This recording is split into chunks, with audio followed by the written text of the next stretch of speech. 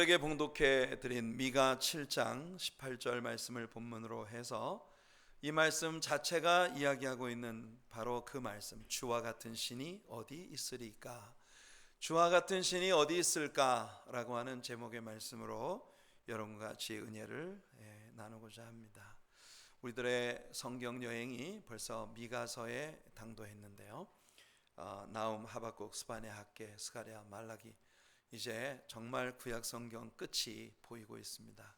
남아있는 모든 시간 온 교우들이 마음을 합해서 함께 참여하면서 큰 은혜를 함께 나누어가는 우리 성도님들이 되시기를 축복합니다. 자, 미가라고 하는 선지자에 대해서 여러분 잘 알고 계신가요? 미가라고 하는 선지자는 미가 1장 1절에서 자신이 사역하던 시대의 왕들의 명단을 우리에게 공개해 주고 있는데, 이것은 이사야 1장 1절에 나오는 이사야 선지자의 시대 때 왕들의 명단과 일치하고 있기 때문에, 그래서 아마 이 두 선지자들은 동시대에 사역을 했었던 선지자들이었다고 보여집니다. 미가 1장 1절에 유다 왕들 요담과 아하스와 히스기야 시대에 모레셋 사람 미가에게 임한 여호와의 말씀, 사마리아와 예루살렘에 관한 묵시라, 이렇게 되어 있고요. 이사야 1장 1절에도 유다 왕 우시아와 요담과 아하스와 히스기야 시대에 아모스의 아들 이사야가 유다와 예루살렘에 관하여 본 계시라. 물론 이 구절들은 미가와 이사야가 같은 대상들을 향하여 하나님의 말씀을 선포하도록 부름을 받았다는 걸 보여주고 있습니다. 그러니까 유다의 수도였던 예루살렘이 이 선지자들의 주 무대였던 것이죠. 모르긴 해도 이 두 사람은 아마 서로 자주 만나서 서로를 격려해주며 동시대의 사역의 활로를 함께 열어갔었을지도 모르겠습니다. 요담과 히스기야는 나라에 도움을 주는 아주 좋은 왕들이었는데, 하지만 아하스는 유다 나라를 우상 숭배의 죄악 가운데 몰아넣었던 사악한 그런 왕이었어요. 이들이 섬기는 사역의 환경 가운데 악한 왕이 통치하는 아주 열악한 환경 가운데 들어갈 때도 있고, 선한 왕들에 의해서 하나님의 큰 복을 누리던 시대도 있었습니다만, 이 두 선지자가 모두 동일한 톤의 메시지를 하나님께 받아 그 시대 사람들에게 선포했다고 하는 것이 우리가 주목할 만한 일이죠. 여러분, 미가서는 7장으로 되어진 짧은 책입니다. 이 7장 안에서 미가는 3편의 설교를 우리들에게 들려주고 있어요. 1장과 2장이 첫 번째 설교이고요, 3장, 4장, 5장이 두 번째 설교, 그리고 6장과 7장이 세 번째 설교인데, 이 3편의 설교는 모두 들으라 라고 하는 말씀으로 시작이 되고 있는 걸 볼 수 있습니다. 미가 1장 2절, 3장 1절, 6장 1절, 세 편의 설교가 시작되는 시점에 들으라 라고 하는 말씀과 함께 이 세 편의 설교가 이제 선포되는 것입니다. 먼저 1장과 2장에 나오는 미가의 첫 번째 설교의 주제는요, 심판이 다가오고 있다라고 하는 메시지입니다. 여기서 하나님은 유다 백성들의 두 가지 죄악을 지적하고 계신데요, 그 첫 번째가 우상 숭배입니다. 하나님은 이들이 만든 우상들을 그들 가운데에서 멸절시키사 백성들로 하여금 다시 우상을 섬기지 않게 하겠다고 선포하고 계십니다. 또 하나님께서 그들에게 지적하시는 두 번째 죄가 뭐냐면 욕심이었어요. 탐욕. 이들은 밤에 자리에 누우면 침상에서 다음날 행할 악을 잠자리에서 도모하고, 날이 밝으면 그 간사한 꾀로 자기가 원하는 모든 것들을 갈취하고 차지하는 이와 같은 일들을 했던 거예요. 그들이 무슨 짓을 했는지 미가가 구체적으로 언급하고 있는데, 부자는 가난하고 연약한 자들의 물건을 늑탈했고, 가난하고 약한 자들의 인권은 철저히 유린되는 그런 아주 참혹한 세상이 펼쳐지고 있었다고 하는 겁니다. 신약 성경에서 예수님도 이 일에 대해 우리에게 교훈하세요. 그들에게 이르시되 삼가 모든 탐심을 물리치라. 사람의 생명이 그 소유에 넉넉한 데 있지 아니하니라.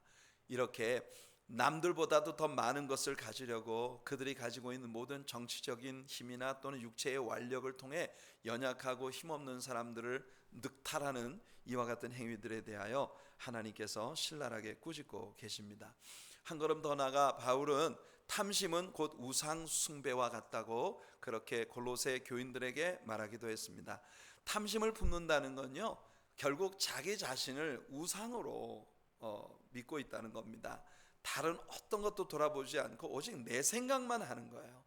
오직 자기 자신만 생각하는 이기심, 그것이 바로 탐심의 뿌리인 것입니다.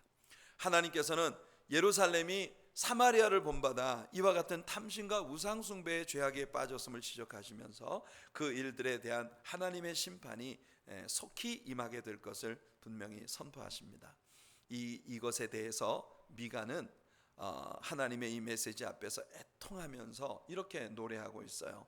이러므로 내가 애통하며 애곡하고 벌거벗은 몸으로 행하며 들깨같이 애곡하고 타조같이 애통하리니 이는 그 상처는 고칠 수 없고 그것이 유다까지도 이르고 내 백성의 성문 곧 예루살렘에도 미쳤음이니라. 온 여러분, 하나님의 백성 유다와 유다의 수도였던 예루살렘, 온 도성과 민족들이 다 참담한, 다시는 돌이킬 수 없는 그런 죄악 가운데 빠져 있는 모습과 하나님의 심판이 임받겠다고 하는 메시지에 대하여 미가는 들깨처럼 울며 거리를 방황하며 그렇게 하나님 앞에 중보하고 있었다고 얘기하는 겁니다. 밤새도록 들깨들이 성내를 두루다니면서 우 하고 울고 있는 것처럼 그렇게 미가는 하나님 앞에서 애통하는 울부짖음으로 나아가고 있었던 거예요.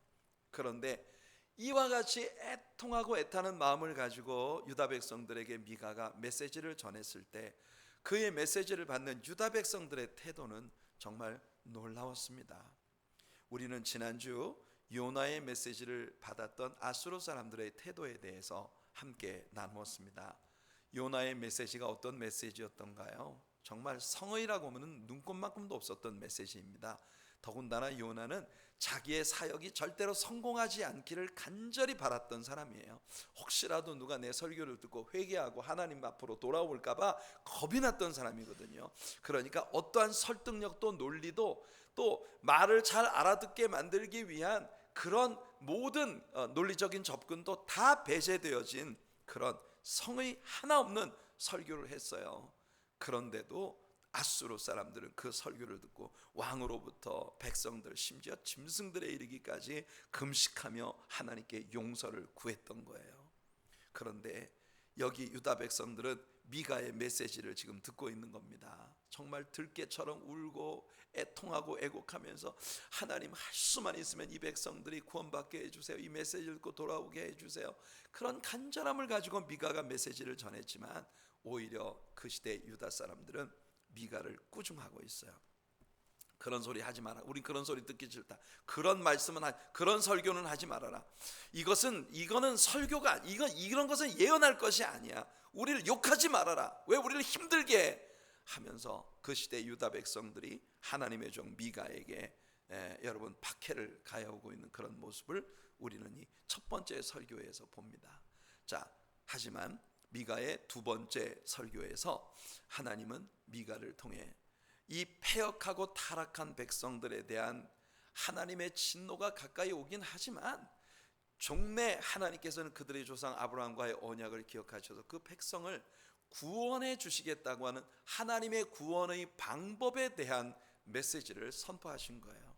그것은 바로 그들의 메시아, 그들의 구원자가 오실 것이라는 예언입니다. 바로 이 장면에서 미가는 예수님에 관한 참으로 놀라운 예언들을 쏟아놓고 있는 거예요. 3장을 보면 미가는 유다의 지도자들이 백성들에게 평화를 외치며 모든 일이 잘 될 것이라고 하나님의 심판 같은 건 절대 오지 않는다고 이렇게 백성들을 현혹하고 있다고 하는 걸 지적합니다. 하지만 미가는 북쪽 이스라엘이 아수르에 함락될 것과 남쪽 유다가 바벨론에 완전히 함락될 것을 알고 있었던 거예요. 그들의 눈앞에 하나님의 심판이 시시각각 다가오고 있다는 것을 미가는 본 겁니다. 하지만 이스라엘 백성들의 소망은 이렇게 평화 외치는 거짓 종교 지도자들이 아닌 다른 곳으로부터 올 것이라는 것이 4장과 5장에 나타난 미가의 복음의 메시지예요.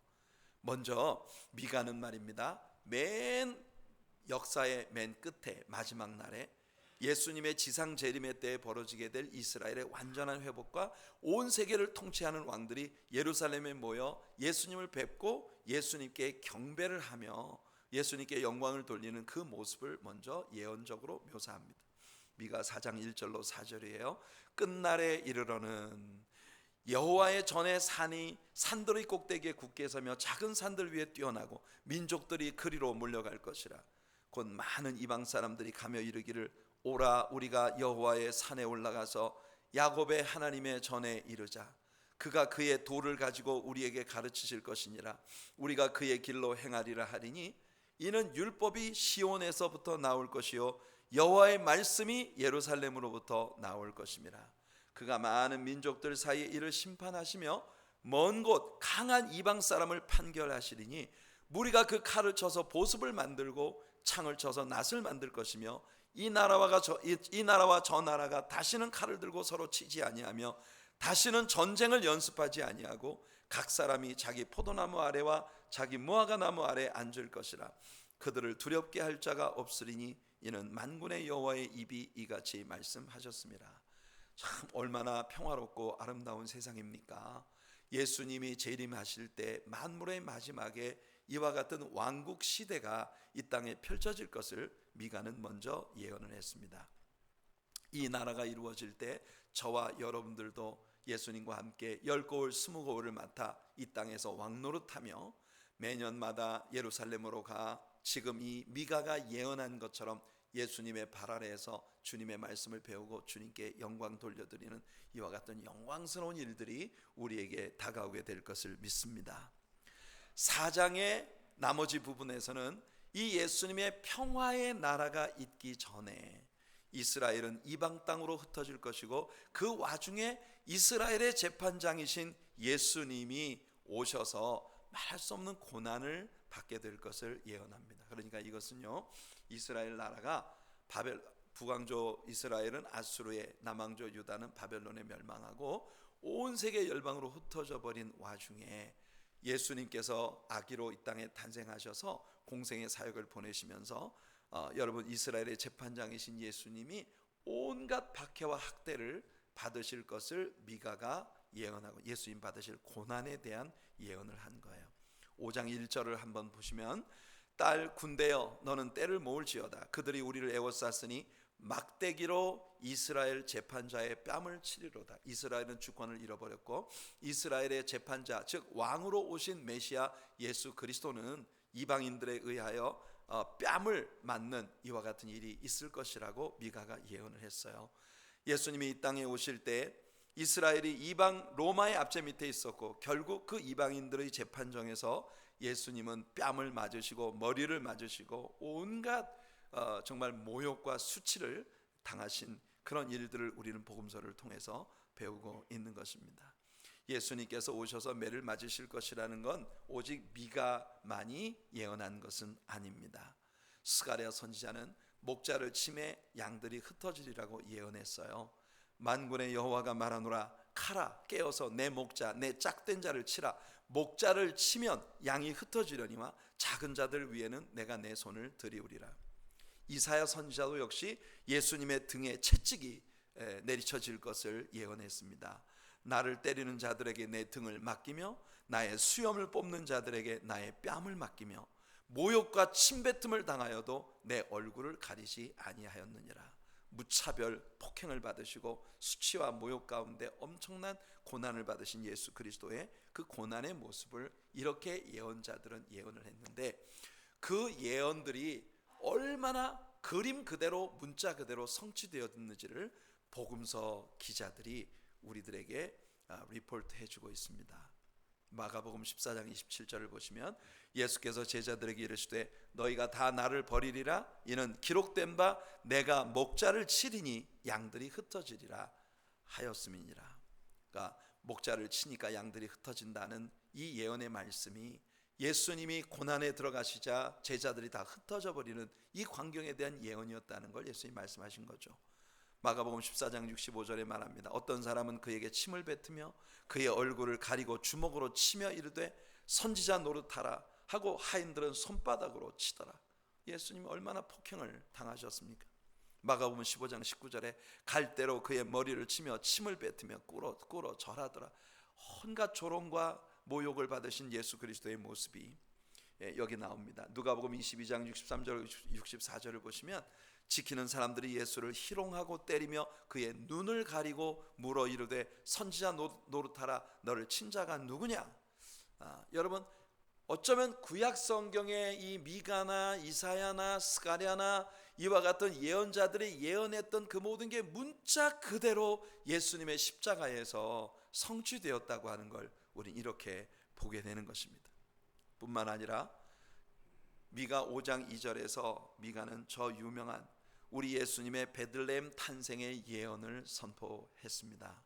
베들레헴 에브라다야, 너는 유다 족속 중에 작을지라도 이스라엘을 다스릴 자가 내게서 내게로 나올 것이라.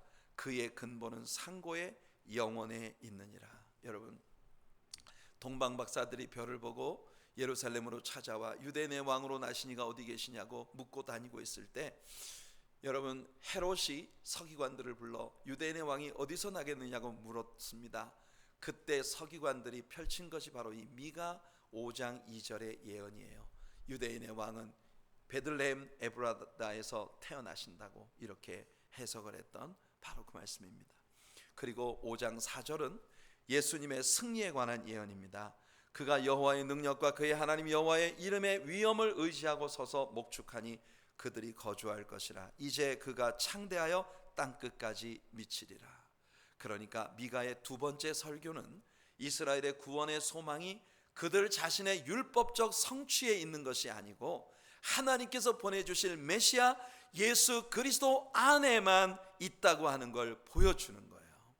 오늘 우리가 찬양한 것처럼 은혜 아니면 살아갈 수 없는 이유가, 여러분, 우리의 힘과 노력과 우리의 능력으로 율법의 성취를 이룰 수 있는 사람이 세상에 아무도 없다는 것입니다. 우리는 때로 우리의 삶을 정말 다짐하고 다짐하면서 하나님의 뜻을 이루어드리는 삶을 살아가고자 몸부림치지만 잠시 눈 깜짝하면 벌써 우리는 우리의 내면에서부터 일어난 이 우리의 자아가 형편없이 깨어지고 부서지고 죄악에 빠져있는 그런 우리 자신의 모습을 보죠. 그러므로 바울이 말한 것처럼 율법의 성취를 육체로서 이룰 수 있는 사람은 아무도 없다는 것입니다. 그래서 여러분, 하나님께서 보내주실 메시아 예수 그리스도에게만 우리의 희망이 있다는 겁니다. 이것은 비단 유다인들의 문제만 아니라 우리 온 인류의 문제이고 오늘 크리스천으로 살아가는 우리들 모두의 문제이기도 합니다. 하나님은 인류를 지으셨고 그들이 죄악에 빠져 타락했을 때 그들의 죄를 해결해 주시기 위해 독생자를 보내주신 것입니다. 그러므로 바울 선생님은 예수님 받으신 고난이 결코 우연한 돌발적 사고가 아니고 역사의 요행도 아니며 사람들에게 그 사랑을 나타내 주시려는 하나님의 오래전부터 미리 정하신 계획대로 이루어진 일이라고 하는 걸 분명히 밝히고 있는 거예요. 고린도전서 15장 1절로 4절입니다. 형제들아, 내가 너희에게 전한 복음을 너희에게 알게 하노니 이는 너희가 받은 것이요 또 그 가운데 선 것이라. 너희가 만일 내가 전한 그 말을 굳게 지키고 헛되이 믿지 아니하였으면 그로 말미암아 구원을 받으리라. 그게 뭔데요? 바울이 전한 복음이 뭔가요? 내가 받은 것을 먼저 너희에게 전하였노니 이는 성경대로 그리스도께서 우리 죄를 위하여 죽으시고 장사 지낸 바 되셨다가 성경대로 사흘 만에 다시 살아나신 것이다. 바울이 전한 복음의 골자가 바로 이겁니다. 성경대로 예수님은 죽으셨고 성경대로 매장되셨고 성경대로 사흘 만에 부활하셨다는 거예요. 이것은 여러분, 미리 예언되어졌던 대로 하나님의 오래전부터 계획하신 대로 모든 일들이 이루어졌다고 하는 걸 우리에게 보여주는 거죠. 베드로가 이 사실을 우리에게 더 명확히 밝힙니다. 베드로가 말합니다. 너희가 알거니와 너희 조상이 물려준 헛된 행실에서 대속함을 받은 것은 은이나 금같이 없어질 것으로 된 것이 아니요 오직 흠없고 점없는 어린 양 같은 그리스도의 보배로운 피로 된 것이니라. 그는 창세 전부터 미리 알린 바 되시니나 이 말세에 너희를 위하여 나타내신 바 되었으니. 보십시오. 예수 그리스도를 통한 우리 하나님의 구속 계획은 이미 창세 전부터 세워진 것이었고 예수님의 십자가에서 모든 선지자들이 예언했던 그대로 나타난 것이라고 하는 걸 우리가 미가의 말씀을 통해 배우게 되는 거예요. 그러므로 미가 선지자의 마지막 세 번째 설교는 우리 하나님을 믿고 하나님께로만 돌아오라는 초청입니다. 먼저 우리가 하나님 앞에 나아가기 위해 무엇이 요구되는지에 대해 미가가 정말 기막힌 얘기를 해줍니다. 여러분, 예배를 드리러 하나님 앞에 나올 때마다 이것이 여러분들의 마음속에 확정되는 것이 되기를 바랍니다. 뭐냐 하면요, 미가의 말을 들어보세요. 내가 무엇을 가지고 여호와 앞에 나아가며 높으신 하나님께 경배할까? 내가 번제물로 1년 된 송아지를 가지고 그 앞에 나아갈까? 여호와께서 천천의 수양이나 만만의 강물 같은 기름을 기뻐하실까? 내 허물을 위하여 내 맏아들을, 내 영혼의 죄로 말미암아 내 몸의 열매를 드릴까? 심지어 미가는 말입니다, 하나님께로 나아갈 때마다 그런 고민을 하는 거예요. 내가 1년 된 송아지를 번제물로 가져갈까? 여호와 하나님 앞에 천천의 수양이나 만만의 강물 같은 기름을 올려드릴까? 심지어 나의 허물을 상쇄하기 위해 내 맏아들을 제사로 바칠까? 내 몸의 열매는 곧 자기 자식을 말하는 겁니다. 내 자식을 하나님 앞에 제물로 드릴까? 미가는 하나님께 예배를 드리러 갈 때마다 이런 고민을 한다는 거예요. 그런데 하나님께서 그에게 주신 해답이 뭡니까? 사람아, 주께서 선한 것이 무엇임을 내게 보이셨나니 여호와께서 내게 구하시는 것은 오직 정의를 행하며 인자를 사랑하며 겸손하게 내 하나님과 함께 행하는 것이 아니냐. 여호와께서 성읍을 향하여 외쳐 부르시나니 지혜는 주의 이름을 경외함이니라. 너희는 매가 예비되었나니 그것을 정하신 이가 누구인지 들을지니라. 이 말은 옛날 우리 개역 한글 성경에서 번역이 잘 됐어요. 너희는 매를 순히 받고 그것을 정한 자에게 순종할지니라. 여러분, 우리가 하나님 앞에 때로는 매를 자초하는 그런 죄와 허물들을 가질 때가 있단 말이죠. 하나님이 매를 들으셨을 때 다윗처럼 내가 하나님의 손에 빠지는 쪽을 선택하겠다는 이런 지혜, 이것이 지혜예요. 오늘 동인자 집사님께서 지혜는 아까 박경호 권사님이 말씀하셨죠. 지혜는 여호와를 경외하는 것이라고. 하나님을 경외하는 마음으로 여러분 그렇게 주님과 동행하는 삶을 사는 것, 그것이 최고의 제사입니다. 천천의 수양과 만만의 기름을 강물처럼 제단 앞에 쏟아붓는다고 해서 그것 때문에 하나님이 감동하시는 거 아니라는 거예요. 여러분 가진 물질, 여러분 가진 재산, 여러분이 가지고 있는 어떤 세상의 정치적 권력이나 여러분이 사람들에게 자랑할 만한 그 무엇으로도 여러분들은 하나님을 만족시킬 수 없습니다. 오직 하나님의 의를 사랑하고 주님과 동행하는 삶이 뒷받침되어지는 예배자가 되는 것, 그것이 무엇을 가지고 여호와 앞에 나아가 하나님께 경배할까, 그런 고민에 대한 가장 정당한 해답이라는 거예요. 살찐 송아지도 아니고 천천의 수양이나 강수 같은 기름도 아니고 하나님이 요구하시는 건 신실하고 순수한 믿음의 마음입니다. 오직 믿음뿐입니다. 여러분, 믿음으로 하나님의 기쁨이 되는 여러분들 되시기를 축복합니다. 그런데 미가의 두 번째 설교에서 이미 선포된 것처럼 그 매를 말입니다, 예수님이 다 대신 맞아주셨단 말이에요. 너는 그 매를 순히 받고 그것을 정한 자에게 순종하라고 선포되었는데 그 매를 예수님이 다 받아내셨다는 거예요.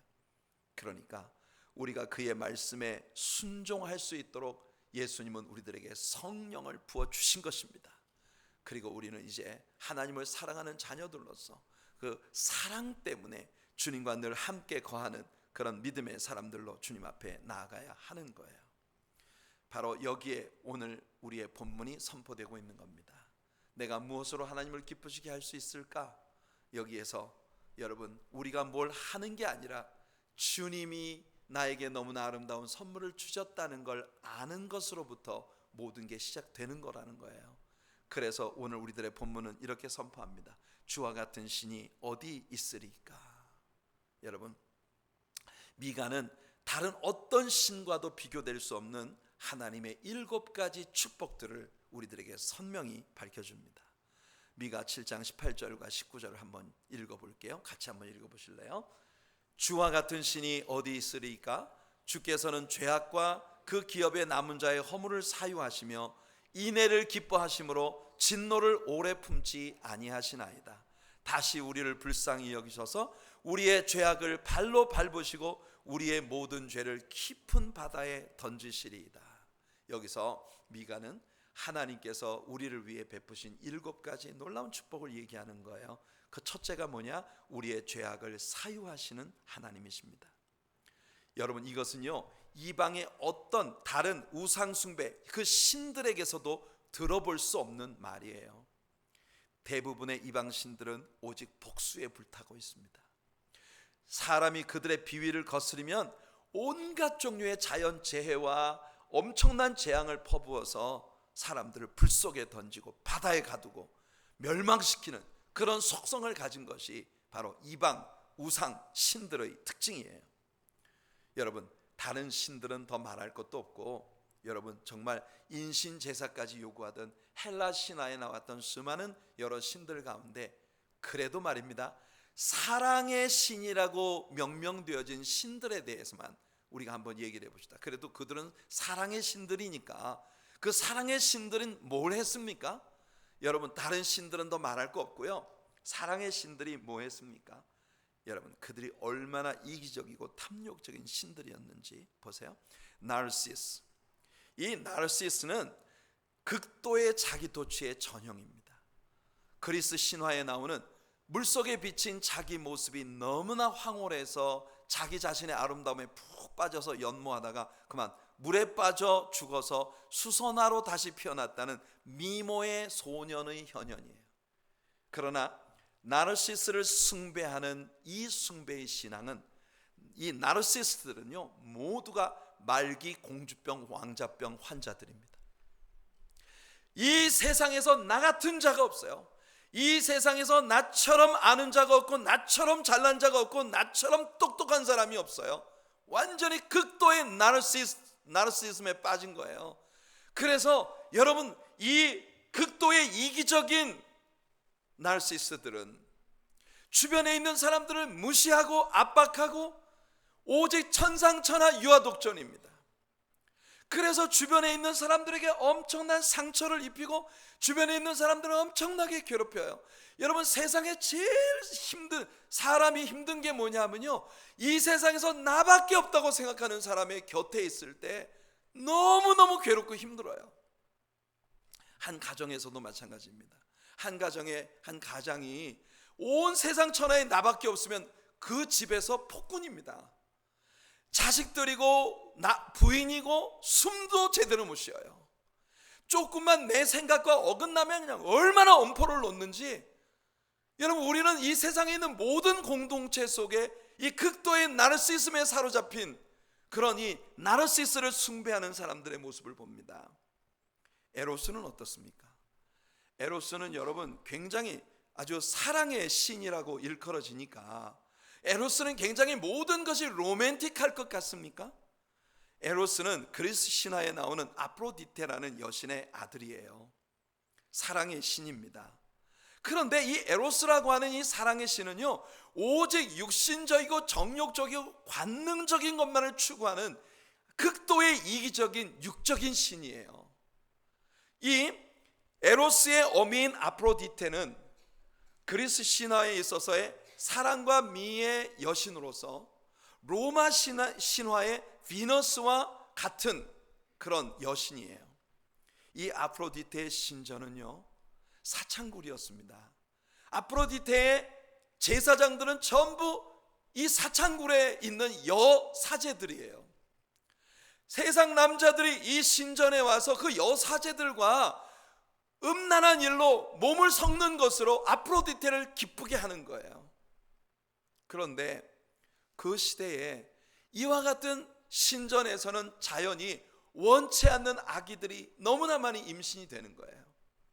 그래서 그 임신된 그 아이들을 태에서 꺼내서 몰래기라고 하는 번철 같은 그 뜨거운 쇠에 달구어진 손바닥 위에 그 아기를 올려서 제사를 하는 이와 같은 일이 바로 아프로디테와 에로스의 신전에서 자행되고 있었던 가장 잔혹하고 잔인한 제례 행위들이었던 것이에요. 이들을 사랑의 신이라고요? 여러분, 왜 이 신들이 이렇게 이기적이고 잔혹한지 아십니까? 이 신들은 사람들에 의해 만들어진 신들이기 때문이에요. 사람들은 신들을 만들 때 자기가 하고 싶은 것, 자기 자신과 꼭 닮은 존재를 그 신 속에 투영하는 겁니다. 누군가를 용서하고 사유하는 건 인간의 본성이 아니에요. 인간은 근본적으로 안갚음을 해야 속이 시원한 존재입니다. 누가 내 자존심을 건드렸다, 누가 나에게 좀 상처를 주었다, 누가 나에게 아픔을 주었다, 내게 손해를 입혔다, 반드시 되갚아야만 속이 시원한 게 인간 존재예요.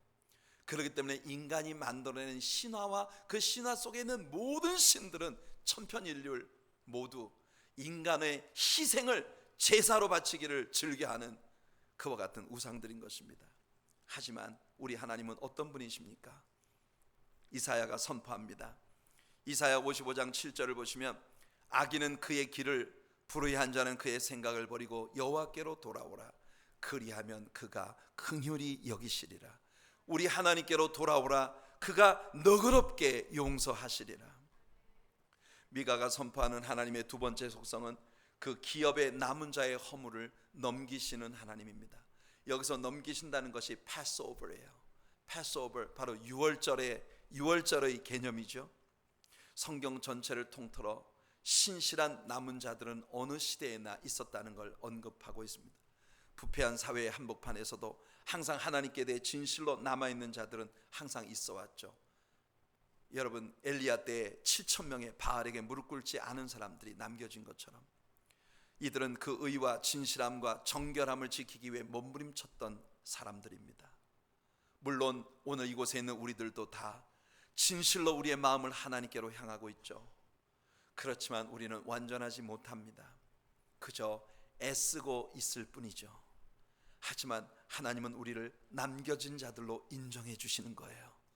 그래서 우리에게 남아있는 죄를 우리에게서 패스오버, 넘겨버리신다는 겁니다.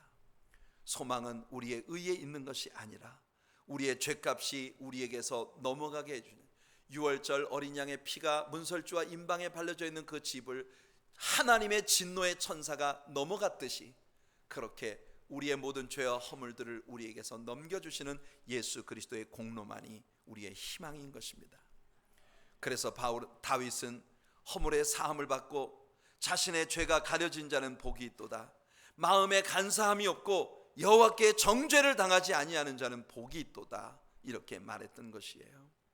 이스라엘을 저주하도록 고용되었던 발람도 하나님의 감동으로 이렇게 말합니다. 야곱의 허물을 보지 아니하시며 이스라엘의 반역을 보지 아니하시는도다. 여호와 그들의 하나님이 그들과 함께 계시니 왕을 부르는 소리가 그 중에 있도다. 우리 하나님은 얼마나 좋으신 분이십니까? 미가가 말한 세 번째 하나님의 속성은 그 노를 항상 품지 않으시는 하나님이십니다. 물론 성경에서 때로 하나님은 노하신 것으로 나타나요. 하지만 그것은 인간적인 용어로 하나님의 행하심을 묘사해야 하기 때문에 그렇게 묘사될 수밖에 없는 거예요. 하나님께서 심판하실 때 그것은 분명히 하나님의 진노예요. 그런데 하나님의 진노가 사람을 향하지 않고 사람의 죄와 그 죄의 원인자가 되어지는 사탄에게 향하고 있다는 것이 성경의 가르침입니다. 악을 근절하시기 위해, 선을 유지하시기 위해 하나님은 심판을 행하시는 것이에요. 따라서 하나님의 진노는 하나님의 사랑을 입은 우리들에게 크나큰 축복인 것입니다. 네 번째로 미가는 하나님은 인애의 하나님이라고 말합니다. 사랑의 하나님이에요. 시편 기자는 우리에게 여호와는 자비로우시며 은혜로우시며 노하기를 더디하시며 인자하심이 풍부하시다고 103편과 145편에서 말하고 있습니다. 하나님은 에스겔에게 말씀하셨어요. 에스겔 33장 11절, 너는 그들에게 말하라. 주 여호와의 말씀이니라. 나의 삶을 두고 맹세하노니 나는 악인이 죽는 것을 기뻐하지 아니하고 악인이 그의 길에서 돌이켜 떠나 사는 것을 기뻐하노라.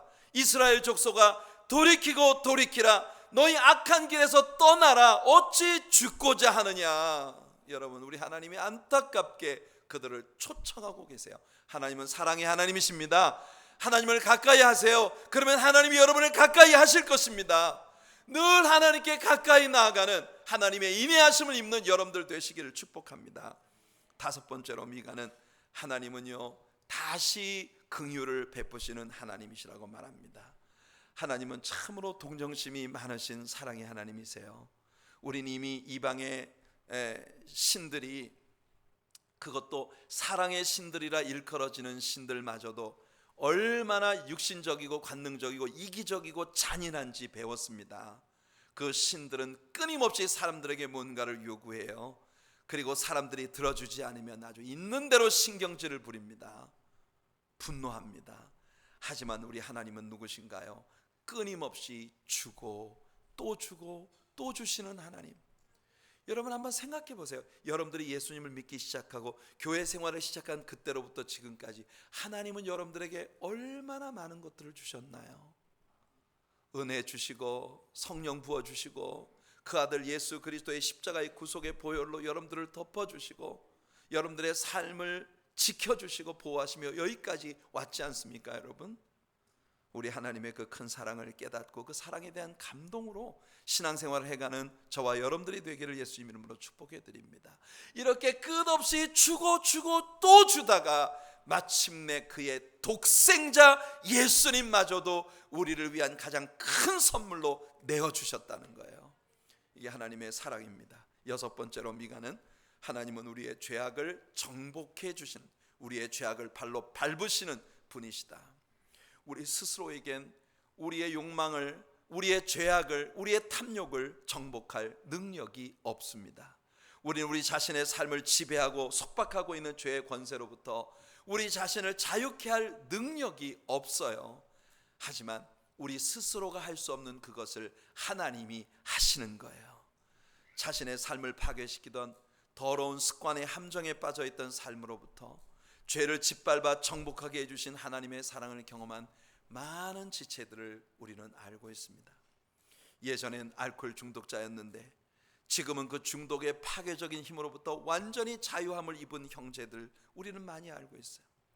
옛날에는 우울증으로 말미암아 사탄이 한 번씩 와서 내 마음을 누르면 말할 수 없는 눈물과 고독과 몸서리가 나는 그런 이 캄캄한 어둠 속에 홀로 버려진 것 같은 그런 아픔에 몸부림을 치던 지체들이 우리 하나님의 성령께서 그의 마음에 주신 진정한 자유함과 은혜로 말미암아 자유 찾은 기쁜 새처럼 그 모든 고리를 끊어버리고 날아오르는 너무나 많은 지체들을 우리는 알고 있습니다. 하나님께서는 오늘도 여러분의 삶을 지배하고 있는 모든 것들을 밟아주시고 정복하셔서 여러분들에게 자유를 주십니다. 요한복음 8장에서 요한은 하나님의 아들이 우리를 자유케 하시면 우리는 자유케 된다고 선포합니다. 예수가 자유케 하시면 우리는 자유해집니다. 바울은 예수님에 의해 주어진 그의 소명이 바깥 어두운 데서 불러내어 그의 기이한 빛에 들어가게 하시니에 아름다운 하나님의 덕을 선전하기 위하여 우리는 부름을 받았다고 말하고 있는 거예요. 바깥 어둠으로부터 우리를 불러내어 그의 기이한 빛 가운데로 우리를 인도해 주시는 주님. 사탄이 여러분을 사로잡는 것보다 더 강력한 힘을 가진 분이 하나님이십니다. 그것이 하나님의 능력이에요. 마지막 일곱 번째 미가의 선포는 하나님은 우리의 모든 죄를 깊은 바다에 던지신다는 겁니다. 여러분 깊은 바다가 얼마나 깊은지 아시나요? 세계에서 가장 깊은 해구는 히말라야 산을 거꾸로 집어넣을 수 있을 정도라고 합니다. 필리핀의 근해에 있는 마리아나 해구는 그 깊이가 약 6마일이나 된다고 해요. 하나님은 그런 깊은 바닷속에 히말라야가 들어가고도 남을 만한 그 깊은 바닷속에 우리의 모든 죄를 수장시켜 버리시는 주님이십니다. 할렐루야. 동이 서에서 먼 것 같이 우리의 죄과를 우리에게서 완전히 옮겨 다시는 우리에게 돌아올 수 없게 하시는 주님. 미가가 이야기한 이와 같은 신이 어디에 있겠습니까? 주와 같은 신이 어디에 있겠습니까? 여러분 한 분뿐이신 그 하나님, 다른 이는 없습니다.